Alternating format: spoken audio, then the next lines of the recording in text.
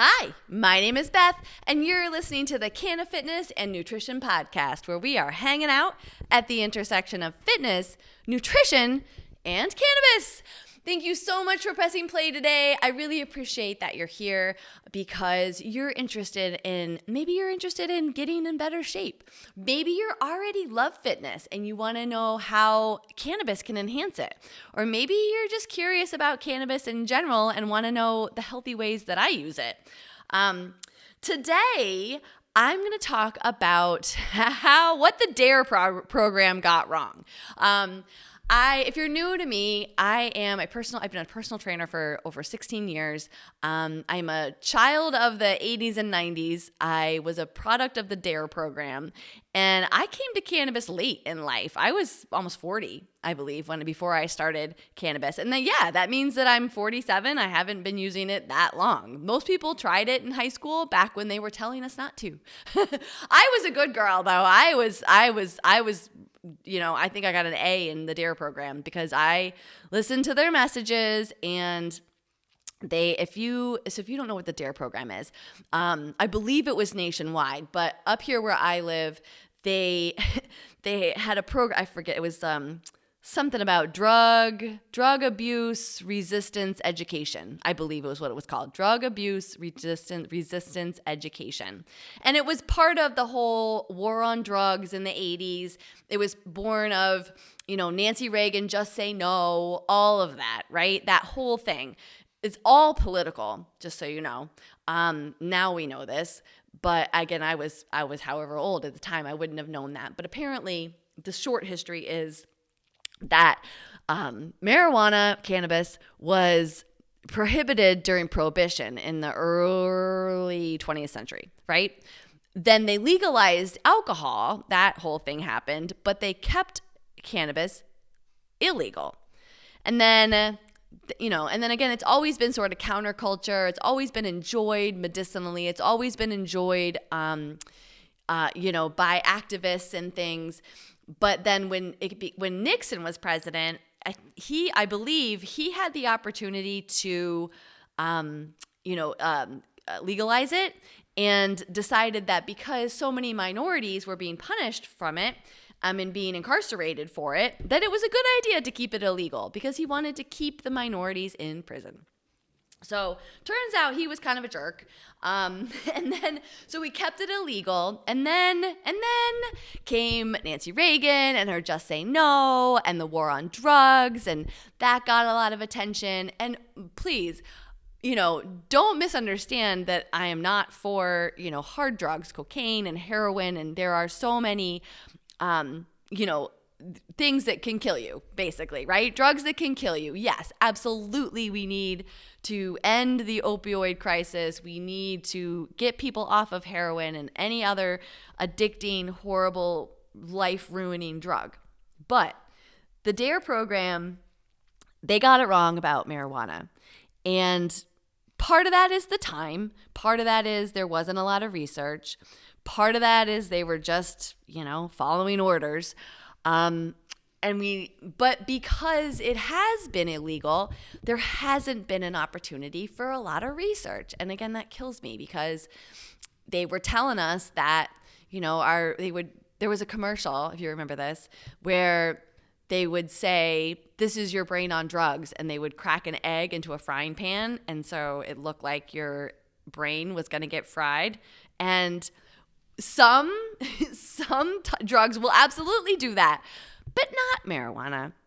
Now, as young children, whatever, we're in 8th grade or something, when you take DARE, don't need to be taking it. No, I agree. If a young person is needing to use cannabis, even medicinally, they need to go through a doctor and be a medical patient. Because, again, there's not a ton of research. But for grown-up adults here, those of us that can make our own decisions and have fully formed frontal lobes, it's time to understand that marijuana is not dangerous, right? And I mostly, when I talk about cannabis, I'm talking about both CBD, which is the non-intoxicating part of the plant, and THC, which is the more well-known and intoxicating part of the plant. But here's the thing. I wanted to look up some, I could talk for hours about how it's safe, but I wanted to look up some statistics to kind of prove my point, right? So here's the thing. Number one, low overdose risk. And honestly, I would say no overdose risk. In fact, this is what it says. According to the National Institute on Drug Abuse, the NIDA, there have been no recorded cases of fatal overdose from cannabis. This contrasts sharply with substances like opioids and alcohol, which have high overdose rates. Let me say that again. The National Institute on Drug Abuse says there have been zero, zip, nilch, nada recorded cases of fatal overdose from cannabis. You cannot overdose. If you take too much, you might not feel great. You might feel a little weird, but it moves through your system fairly quickly. So within a few hours, you're going to feel just fine. You're going to feel absolutely normal. And that's something that I think people don't understand too, and that is common misunderstanding, is that cannabis goes through your system pretty quickly. Inhalation, just so you know, if you've never inhaled, you start to feel it in about 5 to 10 minutes. And it lasts for maybe an hour. Give or take, it's going to be different for everybody. It's going to depend on your strain. It's going to depend on how much. It's going to depend on the person, what you've eaten. It's going to depend on a lot of things. But I would say for me, it probably lasts an hour. An hour, like that's it, right? So an hour later, I feel fine. I can drive, I can be productive, I can be in front of people, I can be, I'm not afraid to do anything because I know that it's out of my system, right? And the good stuff stays in, the medicinal things stay in, but the intoxicating part just dissolves, right? If you have an edible, now here's the other thing. If you have an edible, it has to go through your digestive tract. So if you take an edible or you take a tincture or something, it's going to take a little bit longer. It could be as fast as 30 minutes. It could be as long as 2 hours until you feel anything. So it's going to stay in your system longer too. So again, you might feel high. If you took a THC edible, you could feel high for maybe 4 hours. Again, I'm just estimating here because it's going to be slightly different depending on what you've eaten, who you are, what you did that day, all the things, how much water's in your body, all that. But so again, we're talking like 4 hours, right? And then you just sort of come out of it, Unlike alcohol, which I think is why a lot of people are nervous about cannabis, is because they think it's similar to alcohol. Whereas alcohol, I don't know about you, but every time I drank alcohol, I have to sleep afterwards. I have to go to sleep and wake up and have it be the next day before I feel good again.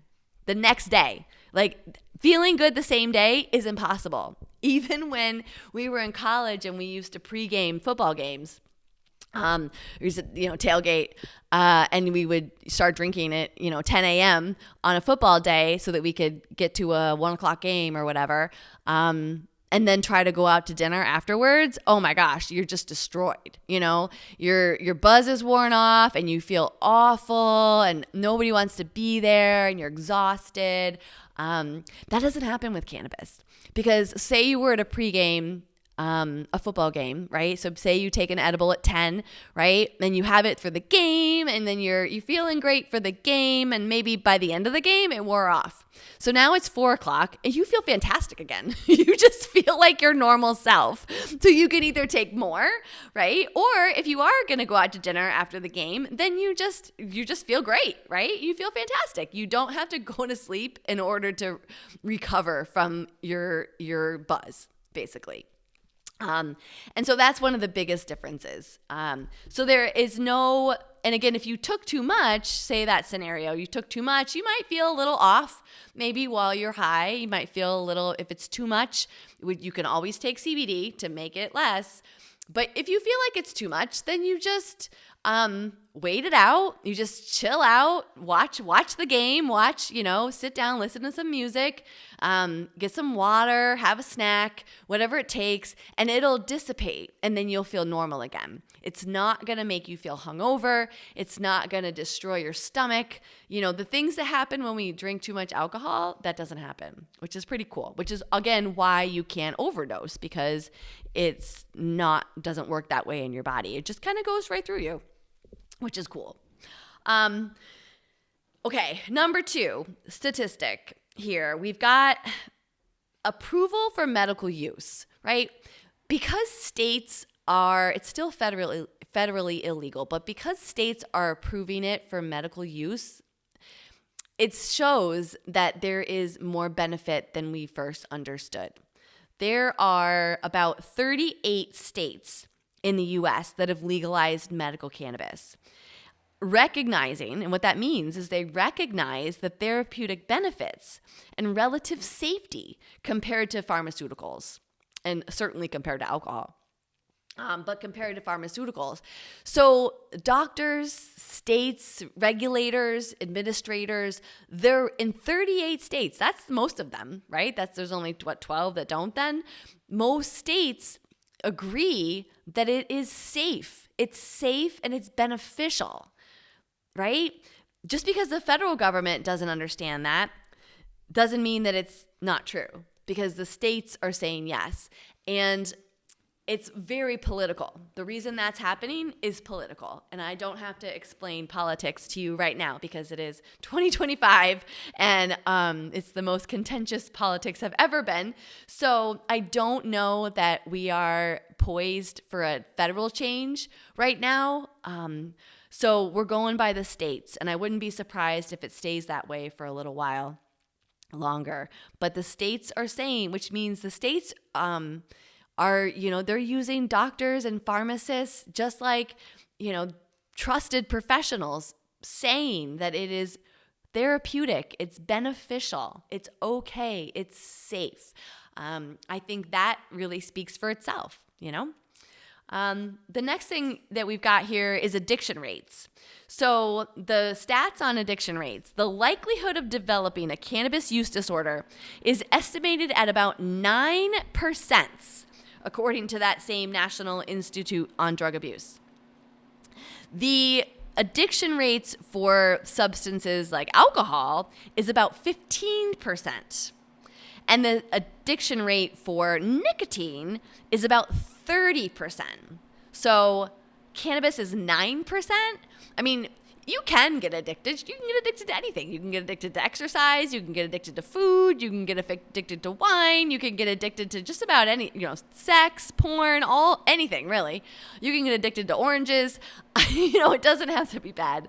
But my point is that the addiction rate for cannabis is so much lower than alcohol, so much lower than nicotine, which again, it speaks for itself. And just one more statistic here, that the research published in the Journal of Internal Medicine, the Journal of Internal Medicine, found no significant association between cannabis use and negative health outcomes, suggesting that moderate use does not significantly harm physical or mental health in most adults. And again, the key word there is moderate, right? I think that everything in moderation is really my philosophy. If you've been listening to me for a while, or you're familiar with my philosophies, you know that my nutrition certification is actually in moderation, because moderation is a lifestyle. It's a technique. It's a strategy. It's a way to live. It's a way to eat. It's a way that sounds cliche. Yeah, everything in moderation. Sure. But how do you really do that? Okay, well, there's a way. So, including cannabis use. We're using it in my world over here, in my CannaFit world. We're using it to be more fit. We're using it to help us maintain weight, lose weight. We're using it to help us make better decisions, to be focused and clear, all of those things. And in that case, we're using it in moderation, right? I'm not necessarily promoting that you go get completely stoned and then go lift weights because, well, there's an element of danger there and I don't want to put you at harm. I want to help you. So everything in moderation, and including this research that shows that moderate use has no negative health outcomes. Pretty cool. Pretty cool. So a couple of the highlights that, again, in addition to these statistics, that just show us what DARE didn't tell us, right? DARE scared us into thinking that it would be to our detriment if we were to take cannabis, right? But what it didn't tell us was that there's different types of cannabis. Didn't tell us that there was THC and CBD. Didn't tell us anything about CBD because guess what? CBD doesn't make you intoxicated. But at the time, and I don't know, I had to look on this, but at the time, I'm not even sure if CBD was legal. It's legal now though because there's no intoxication, so there's no reason for it to be illegal.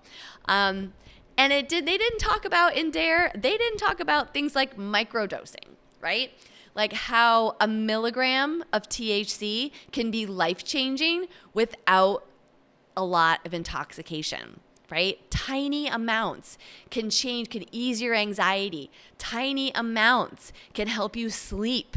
I mean, so many people I know take THC to help them fall asleep, but they're taking less than 5 milligrams at a time because that's all it takes. We're not talking about getting stoned here. You can if you want to, and by all means, that's fun and it's safer than alcohol.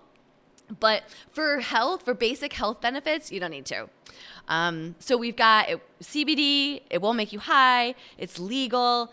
All types of cannabis help with anxiety, calming you down, making you more chill. I mean, come on. We hear about bar fights all the time, right? Do you ever hear about stoned people getting in fights? No, never. When you hear about hippies and stoned people, you think peace, love, everybody get along and love each other and have fun and just chill out, right? Yeah, man, right? And you're just calm. No, when people use alcohol, they get all riled up and angry. They hit each other and they fight and they do crazy things. That stuff doesn't happen with cannabis. Cannabis actually reduces your impulsivity, whereas alcohol enhances your impulsivity, so it makes you do crazy things. Cannabis doesn't. It reduces your impulsivity, making you more focused and clear and helping you make good decisions. It has 0 side effects, right? There are some people who experience sickness from it, and there are some people who don't tolerate it, and that's normal though. I can't take Tylenol. Tylenol gives me a rash, which I always tell people because I don't want you to think that having an intolerance to something is abnormal. We all have intolerances to things. Some people have intolerances to gluten. Some people have intolerances to Tylenol. Some people have intolerances to cannabis. It's going to be different for every person. But generally, most people tolerate it just fine, and there's rarely any side effects. And it grows naturally. It is a plant. You can stick it in the ground and it will grow in your backyard. It grows just about everywhere. It's been growing all over the world since as far back as we can trace. They found cannabis resin, in ancient temples in the Middle East. Like it has been used since ancient times. I'm talking like biblical times. Things that you read about in the Bible, they may have been talking about cannabis, right? Or whatever religious text you're reading. It's been around since then. It's been around forever. It grows all over the world. It's pretty hardy, pretty cool. I personally believe that it was put here on our earth to be our medicine. And we're just now figuring that out. But so anyway, just to recap, that's what I wanted to share about how the DARE program steered us wrong. And, good intentions, of course. We don't want children taking drugs. But those of us who grew up with the DARE program turned into 40-year-olds who were scared of it. And that's not necessary anymore.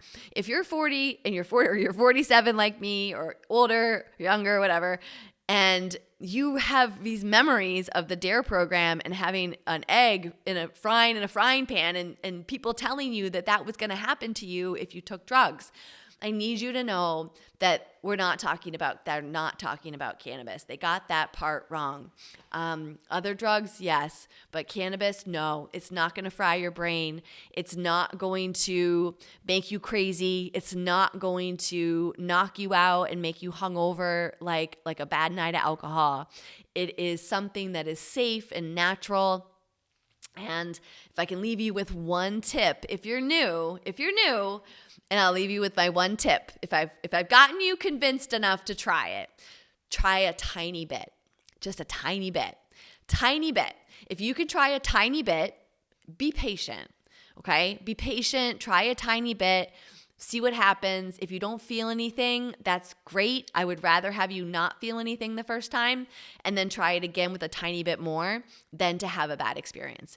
Because 9 times out of 10, when people are having bad experiences, they're just taking too much. Okay. So that's it for today. That's all I got.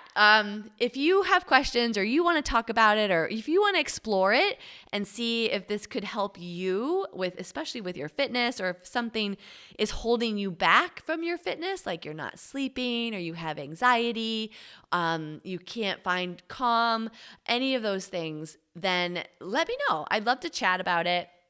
I also love questions that I can answer on podcasts or in a social media post or an email. So if you have questions, shoot me an email. My email is beth@cannafitnessnutrition.com. I do hang out on Instagram quite a bit, which is Beth_cannafitnessnutrition. And if you'd like to be a part of my email group, then send me an email and let me know, because I'll add you to my email where I send out more info every week. I try to send out something helpful. But anyway, thanks for listening, and I will see you next time.